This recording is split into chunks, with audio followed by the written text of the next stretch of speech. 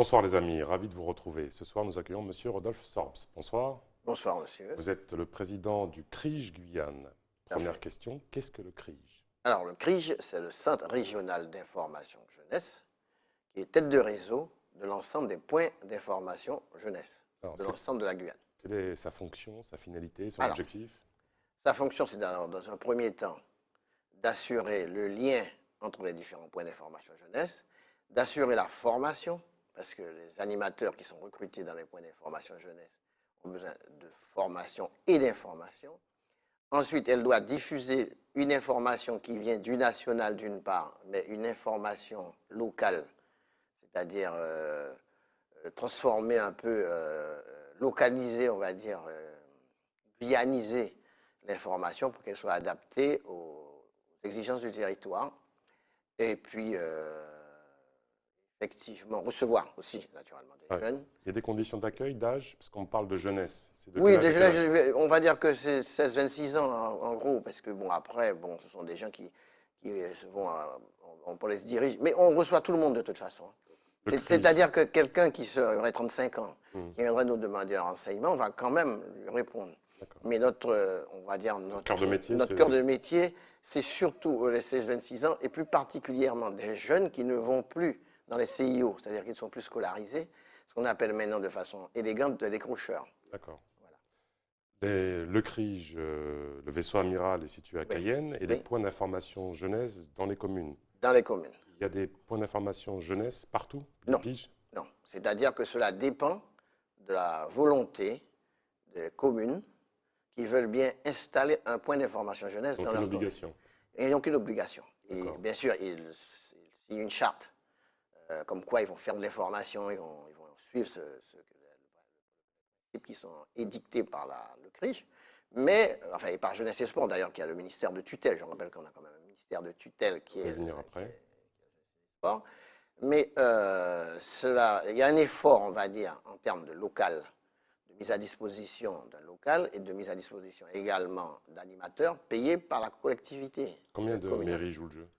À la limite, là, nous en avons, en gros, bon, on va dire, entre bien vivantes, hein, parce que bien sûr, avec des aléas, il y en a 9 aujourd'hui. 9 sur les Ah oui, sur les 22 20. communes, voilà. Alors, bien entendu, nous étions dans une dynamique à un moment donné de mettre des piges partout.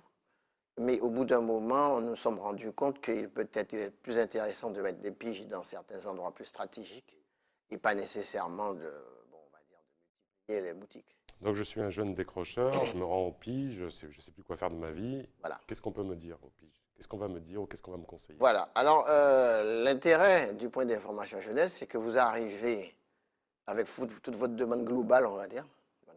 Cette demande, elle est de plusieurs ordres, hein. Elle peut être, bon, j'ai pas de boulot, je cherche un appartement, Ma copine est ma copine enceinte. est enceinte. Oui, parce que là aussi, il y a de l'information, on va dire, sur santé, puis je suis peut-être malade, enfin, toute une série de choses.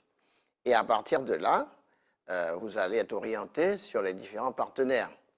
Bon, on ne va pas, par exemple, jouer le rôle de l'assistante sociale. C'est clair, on va prendre contact avec l'assistante sociale pour que vous puissiez voir une assistante sociale concernant, on va dire, votre affaire. C'est une Une autre orientation vers orientation. le Vous service voulez, dédié. voilà, vous voulez faire une formation, par exemple, on va vous indiquer où faire la formation. Ça peut être aussi bien En mis local. sur le local, ou ça peut être aussi, oui, on a une permanence d'ailleurs qui se déroule, une mission locale qui se déroule au CRIJ, on a un bureau. On a aussi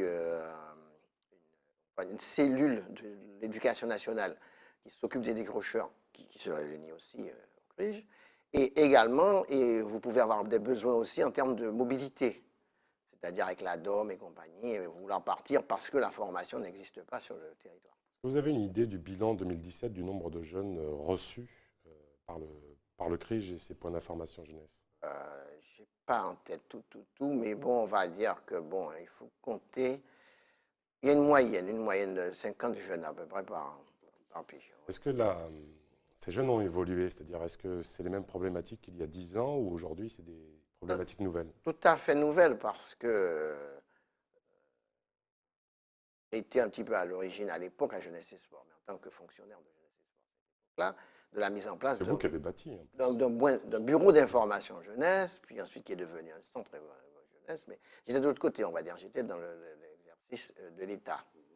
Et effectivement, nous avions des documents concernant des documents qui nous venaient de métropole, concernant des fiches emploi et ceci, et patati patata.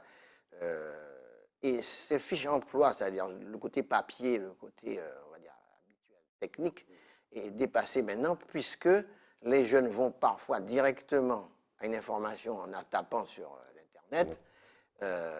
C'est pas toujours évident. Les fiches sont menacées ou il y a toujours besoin d'une présence humaine quand même? Non, il y a besoin, parce qu'en fait, on s'est rendu compte que, bon, ben, alors, ça dénonce un petit peu une difficulté de niveau de lecture et de capacité à déchiffrer ce qui est sur l'Internet, et c'est pas évident. Donc, ça veut dire que c'est pas parce que j'ai vu, je vais être ambulancier, je prends un exemple, j'ai vu qu'à Paris, il y a un truc d'ambulancier, mais par contre, il y a des arcanes, il y a des choses qui m'échappent. Pourquoi? Parce que j'ai perdu l'habitude de démarche. Ça m'embête un peu d'aller, parce que à la mairie pour prendre un certificat ou un truc comme ça. Et donc rapidement.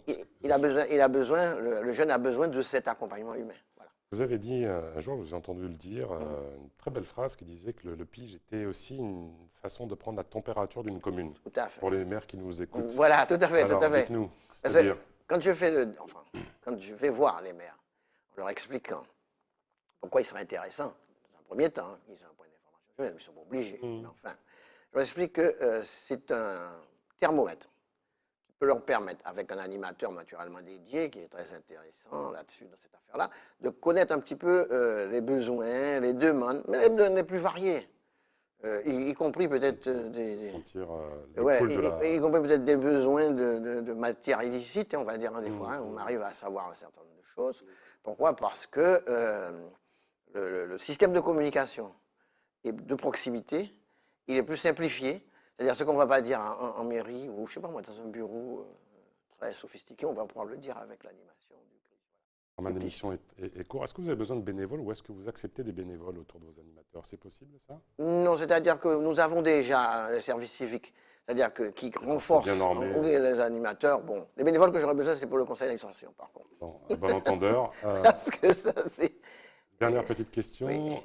Vous releviez de la DGISCS, donc la direction de la jeunesse, des sports et de la cohésion sociale, et vous allez bientôt être transféré à la CTG. Où ça en est? Tout à fait. Réponse rapide, s'il vous plaît. Non, mais 2017, c'était janvier 2017, ça devait être fait. Donc les décrets sont signés, ça devrait être fait. Seulement, il y a toute une passation entre je vous passe une compétence et est-ce que je vous passe les moyens qui vont avec. D'accord. Ce sera tout, ce sera le mot de la fin. N'hésitez pas à revenir vers nous, monsieur Sors. C'est très court. Ok, merci beaucoup. Les amis, les programmes continuent sur ATV Guyane. Merci pour votre fidélité, merci pour vos retours. Bonne année encore. Tchambé.